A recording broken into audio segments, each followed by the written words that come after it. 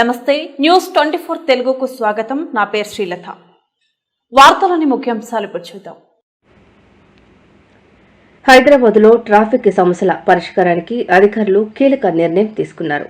Shaikpet flyover నుంచి మాసప్ tank వరకున్న మార్గాన్ని model కారిడార్గా అభివృద్ధి చేయనున్నారు.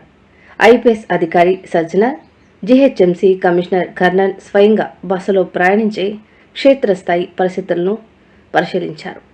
వాహనదారులు ఎదుర్కొంటున్న ఇబ్బందులను గమనించి తక్షణమే పరిష్కార మార్గాలు చూపాలని సిబ్బందిని ఆదేశించారు. ఈ చర్యల ద్వారా నగరంలో ట్రాఫిక్ రద్దీని తగ్గించి ప్రయాణాన్ని సులభతరం చేయాలని లక్ష్యంగా పెట్టుకున్నారు.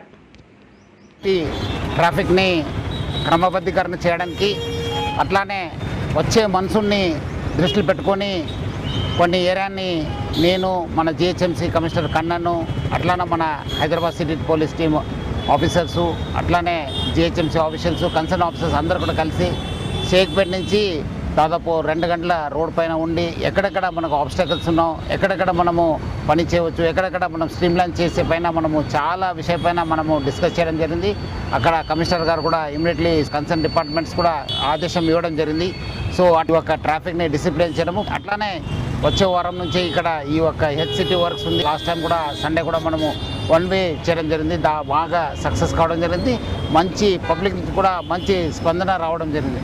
దాన్ని దృష్టిలో పెట్టుకొని ఎక్కడెక్కడ కొన్ని వర్క్స్ చేయాలి దానిపైన కూడా ఇక్కడ కమిషనర్ గారు మనము మన joint CP traffic Joel plus DCP traffic Kajal అందరు కూడా కలిసి మనము అట్లానే అడిషనల్ కమిషనర్ ప్రియాంక వచ్చి మనం అందరూ కూడా ఇన్స్పెక్ట్ చేయడం జరిగింది.